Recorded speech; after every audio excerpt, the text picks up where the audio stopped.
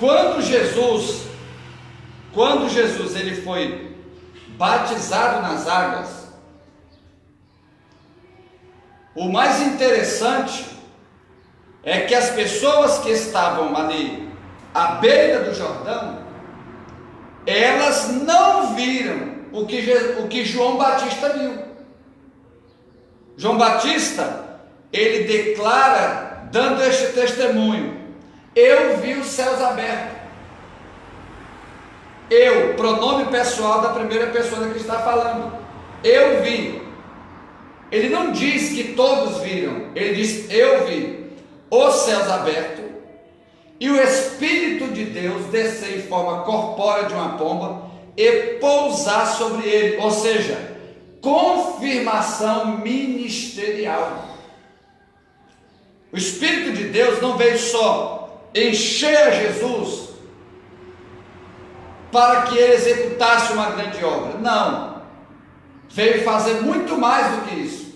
Ele veio confirmar o ministério de Cristo, porque o ministério de alguém só é confirmado através do Espírito Santo de Deus.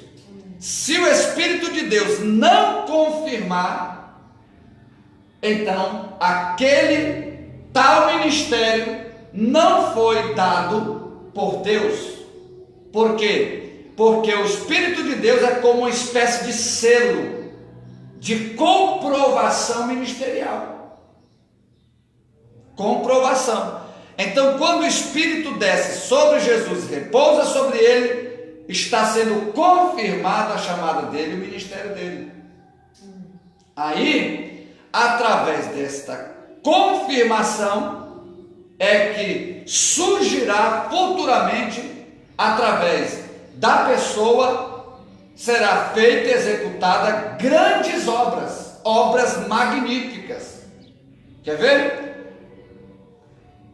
Lá na casa de Cornélio, aí em Atos capítulo 10, então por isso que Paulo está dizendo o seguinte, em Efésios capítulo 5, 14, versículo 18, ele diz assim: não vos embriagueis com o vinho em que há devassidão, mas enchei-vos do Espírito de Deus. Sim, encher para quê do Espírito de Deus? O que leva uma pessoa a executar, estando ela cheia do Espírito de Deus? Atos 10, 38 deixa isso claro. Para automaticamente anunciar o reino de Deus e ao mesmo tempo jogar por terra todas as obras infrutíferas provindas do inferno. E quando a pessoa ela está cheia do Espírito Santo de Deus, nada lhe fica oculto, porém tudo conforme a vontade de Deus, ou conforme Deus queira, tudo é revelado. Então, Daniel capítulo 2, versículo 22, vamos ver isso aí de forma bem clara.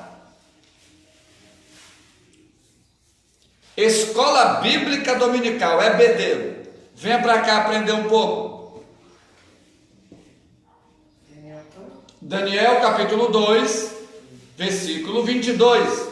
Isso demonstrará claramente uma pessoa que está cheia do Espírito de Deus, ou uma pessoa que tem o Espírito de Deus. Nada lhe fica oculto, quando Deus assim, por sua vez, quer revelar. Lê, por favor.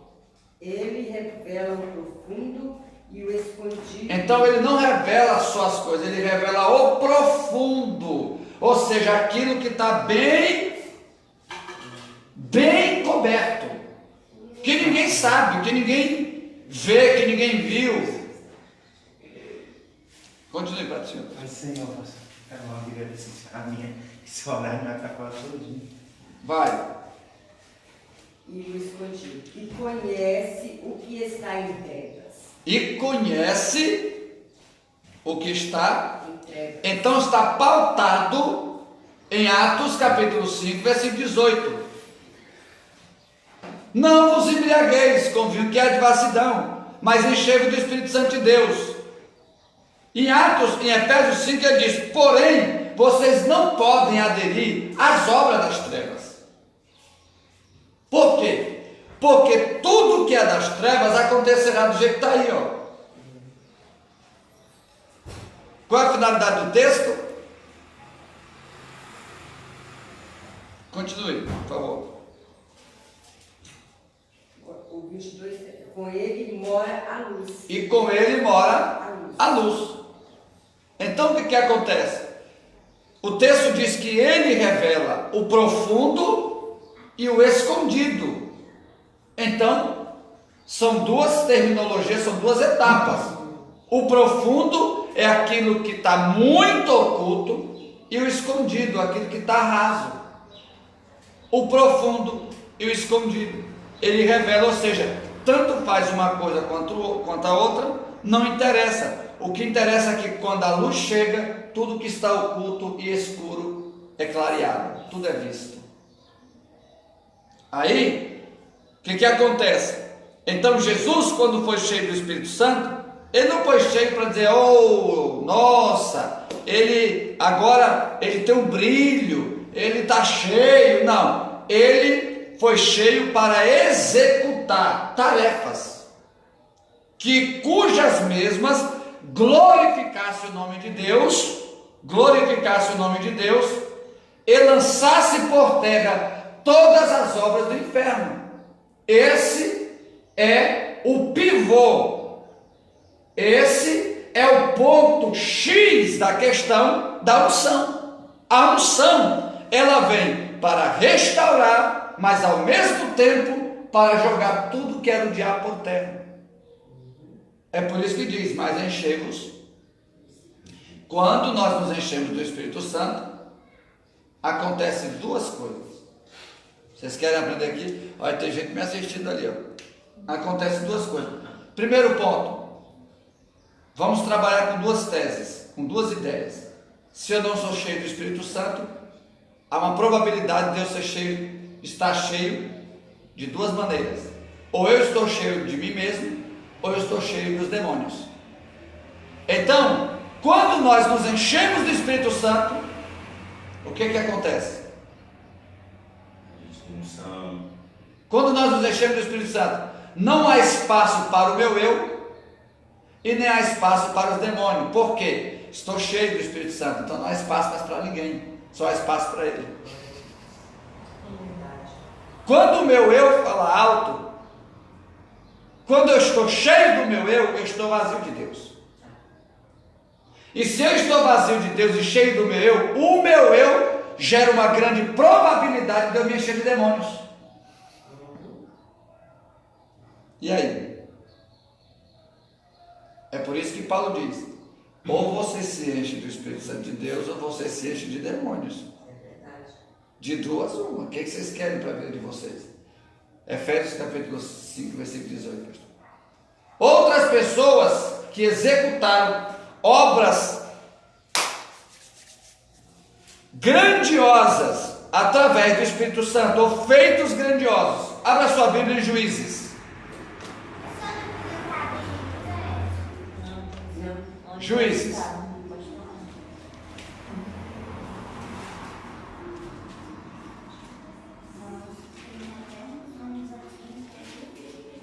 É o tema de nossa aula de hoje, nosso estudo de hoje, mas enchei-vos do Espírito Santo. Juízes, acharam aí? Capítulo de número 2. Capítulo de número 2.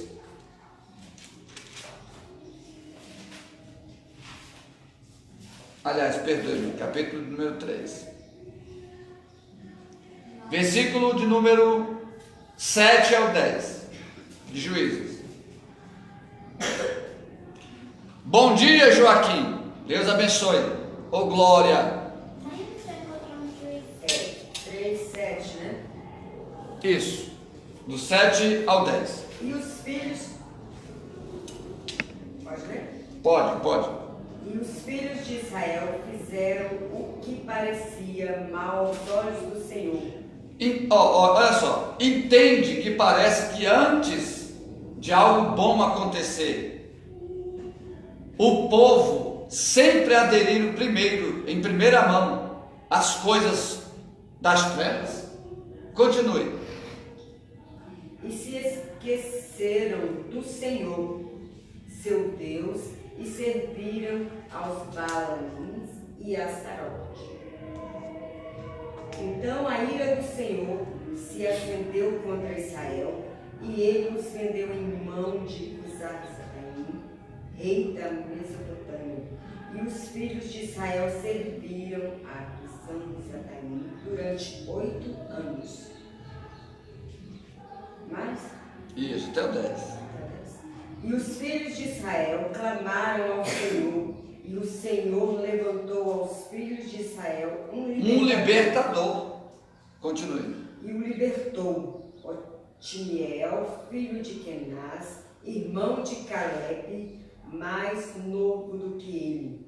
E veio sobre ele o Espírito do Senhor, e julgou a Israel, e saiu a peleja. Só até aí. E veio sobre ele o Espírito, veio sobre quem? Sobre Otiniel, o Espírito do Senhor. Mas antes disso acontecer, temos que analisar a condição, o estado em que Israel se encontrava diante de Deus, a situação.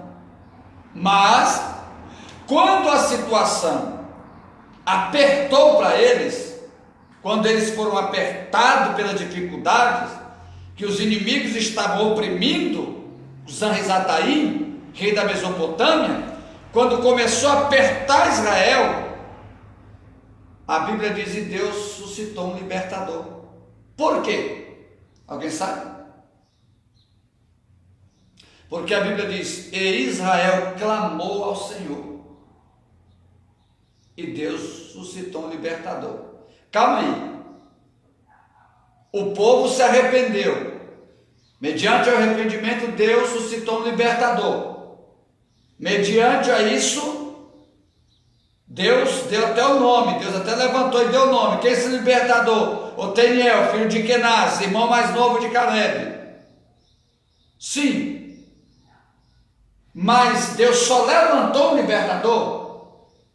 Olha, eu escolhi o Otiniel, ele vai libertar o povo que está sofrendo. Eu tenho ouvido o clamor do... Não, a Bíblia diz: Deus levantou um libertador por nome de Otiniel. Porém, aqui está o segredo. Ele não foi simplesmente levantado e escolhido para uma obra. Ele precisava executar essa obra de uma seguinte forma: só teria como executar essa tarefa de vencer com os Zanrizataim de uma maneira. A resposta está no versículo 10. O que está escrito no versículo 10? Capítulo 3 de Juízes, versículo 10. E veio sobre ele o Espírito do Senhor, julgou Israel. Veio sobre ele quem? O Espírito do Senhor. Então ninguém consegue executar obras excelentes vazios de Deus. É impossível. Eu vou fazer. Não adianta, ainda que nós tenhamos boas ideias, mas se estivermos vazios do Espírito de Deus, as nossas ideias são supérfluas, baratas e banais e desprezíveis. Nós só teremos êxito a partir do momento em que nós olharmos e dissermos: se não tiver o Espírito Santo de Deus, se não tiver, não vai dar em nada isso aqui. É por isso que muitas coisas não acontecem na vida de muitas pessoas.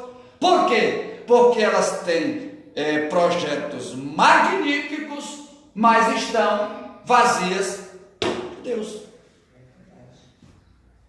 Ei, uma pessoa cheia do Espírito Santo, ela realiza coisas que no seu natural ela jamais realizaria.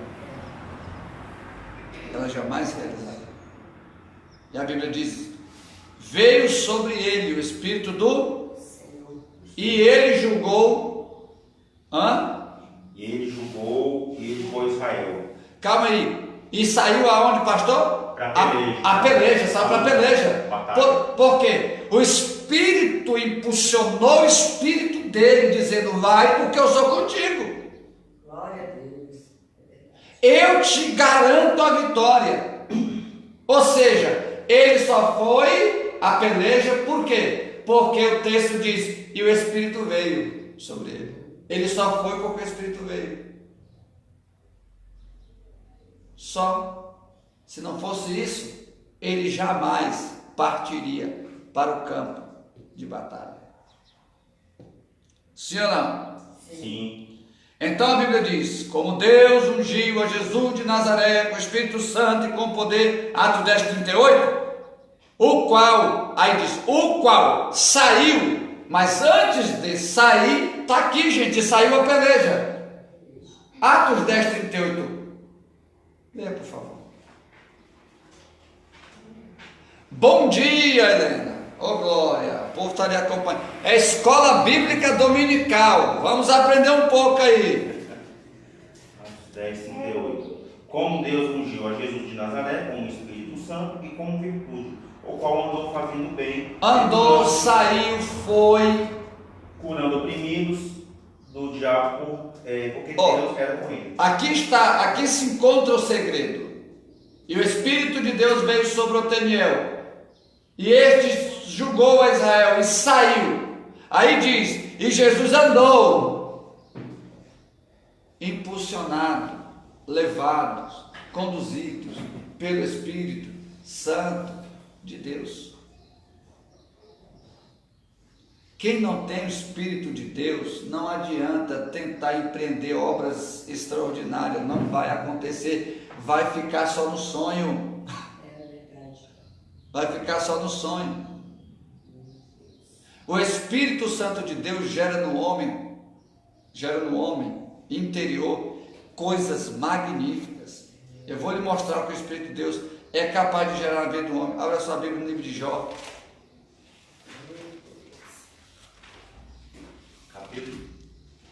Jó capítulo. Oh, já está em Joel. Jó capítulo 1. Olha só.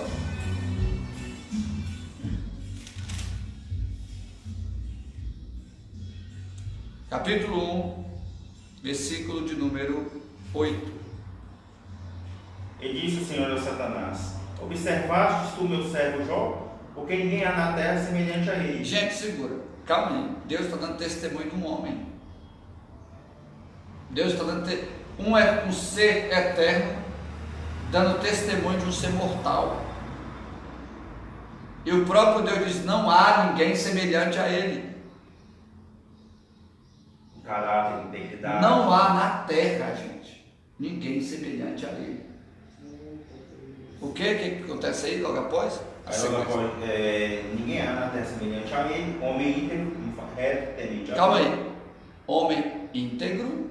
O que é integridade, gente? Olha o que o Espírito, essa aqui chama fruto do Espírito de Deus. O que é integridade?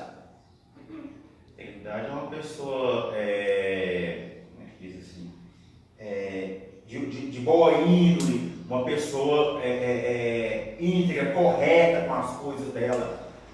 Justa, correta, íntegra, verdadeira. Continue. Um homem íntegro e reto. O que é uma pessoa reta?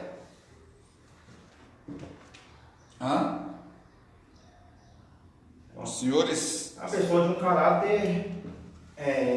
Caráter libado. Libado. O que é uma pessoa reta? Reto significa não há desvio nele. Chama-se desvio de conduta. Desvio de moral. Não existe isso nele. A conduta dele é uma conduta ilibada. A moral dele é por isso que todos quantos olham para ele baixam a cabeça em reverência, porque é um homem de moral. Continue. Temente a Deus. Outro ponto, temente a Deus. O que é temer a Deus? Que respeita o Senhor, que não tem medo do Senhor, que respeita o Pai, que sabe, como diz assim, respeita o Senhor, que respeita a Deus, que não tem medo do Senhor no sentido de ter medo, de ficar assustado. Uma pessoa que, como é que diz a palavra, que faz aquilo à vontade do Pai, faz a vontade de Deus. Temente a Deus, uma pessoa que teme. Temer não vem de ter medo. Não vem de ter medo. Temer vem de respeito. Isso. Consideração. Entendendo a supremacia, que ele é um ser supremo. E por ser supremo está acima de tudo e de todos. Temer é prestar reverência. É entender que ele é um ser absoluto. E que Jó é totalmente dependente dele. Por isso que Jó lá diz, tudo que eu tinha era de Deus. Deus me deu. Então Jó está dizendo, mesmo que ele tenha me dado, mas eu entendo que até eu sou dele. Tudo é dele. Aí Paulo diz o quê? Porque dele, Por ele, para ele e para ele são todas as coisas, tanto o quê? Tanto no céu, Tanto visível quanto invisível, tanto no céu como na terra. Tudo é dele, porque nada que foi feito sem ele se fez. É forte. Olha, ele desvia, e o que? O próximo passo. Olá, Evangelista. E desvia-se do mal. Desvia-se do mal. Escola Bíblica Dominical. Desvia-se do mal. O que é desviar do mal? Desviar do mal é passar lá. Ou seja, você está vendo, por exemplo... Vamos tirar essa dúvida na Bíblia? Mas pode falar, pastor. Pode? Por exemplo, você está ali, o boteco lá e no seu, por exemplo, aí tem lá os amigos. Vem cá, vem tomar um aqui, não sei o que, vem cá, seu não sei o que. Não sei o que, a pessoa vai, passa lá. Passa lá, desvia do mal. Desvia do mal. Não sei realmente. E uma pessoa que se desvia do mal é considerada o quê? Salmo de número 1. Você já sabe, né? De cabeça, né? Que eu falei. Salmo. Senta-se na mesa dos escarnecedores. Salmo de número 1. Isso aqui eu estou falando de uma pessoa que tem o Espírito de Deus. Pessoa cheia do Espírito de Deus. Ela vive essa vida. Não anda segundo o conselho dos ímpios, nem se detém na Salmo dos pecadores. Sefer Tehillim, capítulo de número 1. E nem se assenta à roda dos escarnecedores. Bem-aventurado, lê o texto. Vamos ler o texto aí. Bem-aventurado o homem que não anda segundo o conselho dos ímpios e nem se detém no caminho dos escarnecedores. Feliz é o homem que não anda no conselho dos ímpios e não se detém no caminho dos pecadores. O que é se deter? Se deter é você não se detém no caminho dos pecadores. Não se detém no caminho dos pecadores. Não se detém. O que é se deter? Não faz o que eles fazem, não anda como eles andam, não tem o mesmo proceder que eles, não tem a mesma atitude que eles. Não se detém. Ou seja, não tem vontade alguma de querer parecer-se com eles ou com as suas obras. Olha só que fantástico. Aí o texto diz, e nem o quê? E nem se assenta à roda dos escarnecedores. Sabe o que é escarnecedores? Vou deixar vocês falarem. Escarnecedores é a pessoa, por exemplo, o que é escarnecedor? Vamos supor que você está ali com sua família, você tem na sua família ainda. Começam a falar palavrão, começam a falar palavras torpes, palavras indecentes, palavras que não agradam a Deus, atitudes que não agradam a Deus. Isso é sentar ao meio dos escarnecedores. Escarnecedores. Vamos lá. Aí, quando uma pessoa é cheia do Espírito Santo, ela não comete de forma alguma o que de fato está intrínseco no versículo 1 Mas, quando ela é cheia do Espírito de Deus, o Espírito de Deus gera consciência na pessoa, e por esta consciência, a pessoa vai viver isso aqui que está no versículo 2. O que está escrito no versículo 2? No versículo 2. Fantástico, né? Antes tem o seu prazer na lei do Senhor, e nela medita dia e noite. É o mesmo que está lá em Josué capítulo 1. Entendeu? Antes, ou seja, o Senhor está dizendo, o salmista está dizendo, antes o seu prazer. Ou seja, o que ele está falando literalmente é: ele tem o prazer de meditar na palavra de Deus. Ou seja, ele ocupa o seu tempo, a sua mente, meditando na palavra do Senhor. Então não é, a questão aqui não é só meditar, ele está adquirindo conhecimento, graça e todas as características que eu falei sobre Jó. Integridade, ser reto, temente a Deus e se dizer do mal. Uma pessoa que é cheia do Espírito Santo, ela não se envolve com blá blá blá, com picuinhas, com coisinhas ou coisa semelhante. Muito pelo contrário, ela não é compatível ou ela não adere às obras infrutíferas do mal. Grazi, está te esperando aqui, hein?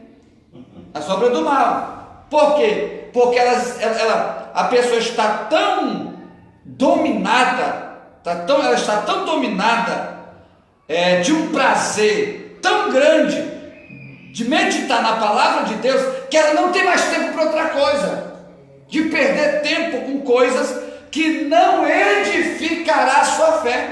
Glória a Deus. Aí o autor diz: e ele tem um prazer,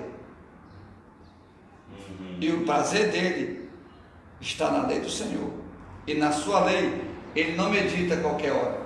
A Bíblia diz: ele medita de dia e de noite, enquanto houver sol, enquanto houver lua, ele está meditando. Ou seja, ele lê, ele estuda, ele pesquisa, ele analisa, e daqui a pouco ele medita em tudo aquilo que ele lê. A questão não é só ler, a questão é meditar. É por isso, pastor, que é coisa que Olha o tanto de gente.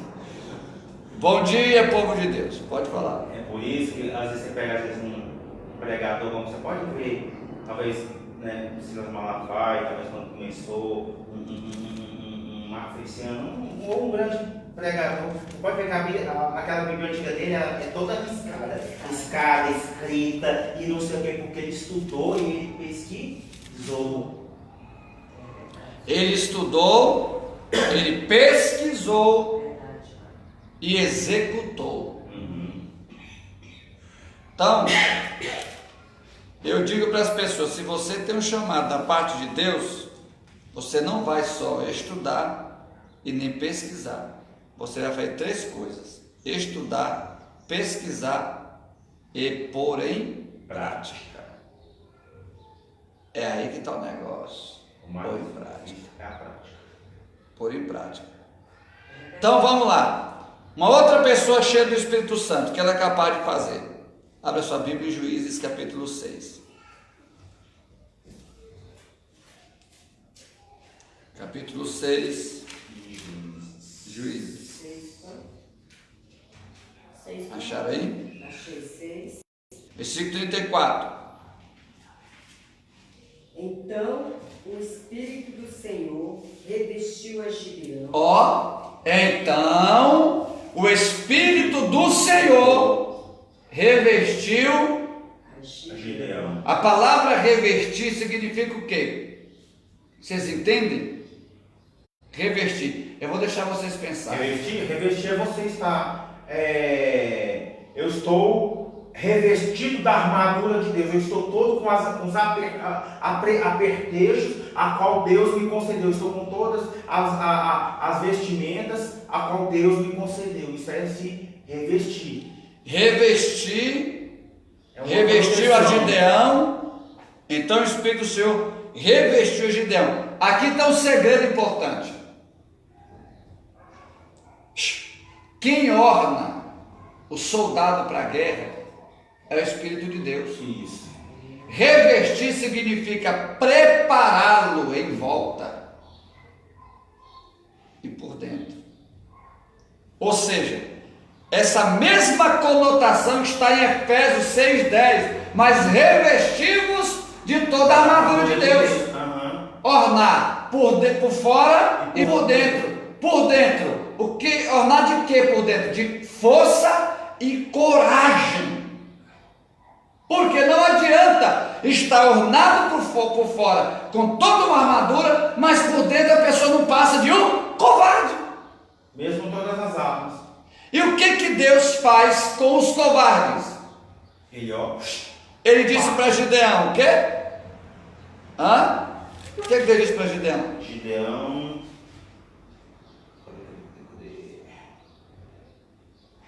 No mesmo versículo? Capítulo 6. Vamos para o capítulo 6. Capítulo 6. Olha que coisa fantástica. O texto deixa bem claro que Gideão escolheu 32.000 homens. Depois foi feito um teste. Ficou simplesmente quantos homens? 10.000. Depois. Capítulo 7, por favor. O capítulo 7. A partir do versículo 4. Disse o Senhor a Gideão: ainda há muito povo, faz-o descer as águas e ali os provarei. Então, aqui nós entendemos claramente que quem escolheu a multidão para estar consigo foi Gideão. E a Bíblia diz: assim disse o Senhor. Ainda tem muita gente. Continue. Capítulo diz, né? Disse o Senhor a Gideão: ainda muito povo, faz-o descer as águas e ali os provarei. E será que daquele que eu te disser? Ou seja, aqui está a resposta. Faz o quê? Descerá as águas e eles provarei. Ou seja, Deus disse a Gideão: faze descer as águas e ali os provarei. Deus só prova quem desce, meu amigo. Se humilha. Deus só prova quem humilha. Quem não aguenta descer, vamos ver o que acontece com quem não aguenta. Continue. Vamos lá, povo de Deus. EBD, Escola Bíblica Dominical. Este irá contigo. Este contigo irá. Porém, de todo aquele que eu te disser, este não irá contigo, este não irá. Então, quem escolhe para a batalha, a quantidade é Deus. É Deus. Nós queremos muito, mas Deus diz assim: não estou me agradando dessa cambada toda aí, não. Continue, pastor. Número 5. E fez descer o povo às águas. Então o Senhor disse a Gideão: qualquer que lamber as águas com a sua língua, com as lambe o pão, esse porás à parte, como também a todo aquele que se baixar de joelhos e a beber. E foi o número dos que lamberam, levando a mão à boca, 300 homens, e todo o restante do povo se abaixou de joelhos a beber as águas. E disse o Senhor a Gideão: com esses 300 homens que lamberam as águas, vos livrarei, e darei os midianitas na sua mão. Portanto, todos os demais se retirem, cada um para o seu lugar. E o povo tomou na sua mão a provisão. Todos os demais retirem, cada um para o seu lugar, para a sua casa. No hebraico significa: diga aos tímidos, covardes, aos covardes. A minha está que também. Vão embora. Tímidos e covardes. Manda eles embora. Eu não tenho parte com esse povo, não. Por quê? Eu quero só 300 que o sangue pode estar dando no meio do olho, mas eles estão ali babando igual um cachorro louco, mas está ali na guerra. Se eu estou aqui, mas não desiste. Nós morremos, mas vamos morrer junto contigo. Então, aqui está o segredo. Mas antes disso tudo, o versículo 34 do capítulo 6, o que aconteceu primeiro com Gideão? Versículo 34, capítulo 6, aconteceu. Então o Espírito do Senhor revestiu a Gideão, E o que mais? o qual tocou a buzina, e os abiseritas se ajuntaram após eles. Então, o Espírito Santo, o Espírito de Deus, reforçou, capacitou a força que Gideão, ou seja, a força que ele tinha foi reforçada e virou-se numa força extrema. A força do Espírito de Deus, na realidade, na vida de Gideão, automaticamente elevou-se a um nível tão grande que Gideão teve coragem que ele, na sua naturalidade, não teria nunca. Gideão começa logo dizendo bem assim: a minha tribo é a menor, eu sou o menor, a minha família é a menor. Então Gideão começa o quê? Menosprezando a sua tribo, menosprezando a sua família e menosprezando a sua própria estatura. Não estatura em tamanho, mas idade, a sua própria idade. Eu sou menor. Então ele está dizendo: eu sou o mais jovem dos filhos de meu pai, eu sou mais moço. É como que ele dissesse assim: vai na casa do meu pai, lá tem, é igual os irmãos de Davi, vai na casa do meu pai, lá tem os meus irmãos mais velhos, escolham ele lá, eu sou mais jovem. Ele falou assim: não, eu quero é você. Sabe o que Deus está dizendo? Deus está dizendo isso aqui, ó. Abre a sua Bíblia, carta de Paulo aos Coríntios, capítulo 1. É isso que Deus estava dizendo para Gideão. Deus estava querendo dar uma aula de graça para Gideão, mas ele parece que não estava entendendo ainda. Capítulo 1. Gideão, pastor Alisson, não entendeu. Outros personagens não entenderam que só se executa obras magníficas, extraordinárias, estando cheio do Espírito. Foi por isso que Paulo aconselhou os Efésios: não vos embriagueis com vinho, em que há devassidão, contenda, mas enchei-vos do Espírito de Deus. Primeira carta de Paulo aos Coríntios, capítulo 26 até o versículo 29, capítulo de número 1, versículo 26 ao 29. Porque veja, irmãos, a vossa vocação. Presta atenção na vossa vocação. Que não são muitos os sábios. Ou seja, Deus não está atrás de sabedoria humana. Sabe por que Paulo está dizendo isso? Paulo estava dentro de um contexto filosófico. Paulo estava dentro de um contexto da era dos filósofos, onde a filosofia imperava. A filosofia platônica, aristotélica, né? a filosofia socrática, né? Então essas filosofias reinavam na época. Os sofistas, o pessoal dessa época, todos se reuniam nos areópagos para debater filosofia, para filosofar. Aí Paulo diz o quê? Muitos não são chamados. Aí, segunda carta, nem muitos os poderosos, nem muitos os nobres, que são chamados. Mas Deus escolheu as coisas loucas deste mundo. Deus escolheu as coisas loucas deste mundo. Pronto, Gideão, coisa louca deste mundo. E o quê? A sábia. Deus escolheu as coisas fracas deste mundo para confundir as forças. Gideão disse o quê? Eu sou menor. Eu sou mais fraco. E Deus, aqui o texto diz que o que Paulo diz no texto: Deus escolheu as coisas fracas e desprezíveis. O que é algo fraco? Fraco é que ninguém dá nada. Às vezes, por exemplo, dá um exemplo. Às vezes uma pessoa, o que é algo fraco? Um cara franzininho, ninguém dá nada para ele. Mas o cara é um lutador de artes marciais, ninguém dá nada para ele. Isso é uma pessoa aparentemente fraco, mas por dentro um grande. Nossa! Um grande lutador. Deu 10 e pouco. Então, fraco. Fraco é aquilo que se quebra facilmente.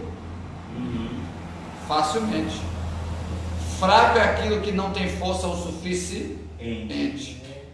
Então, o texto diz: e Deus escolheu isso aqui. Por quê? Alguém sabe por quê?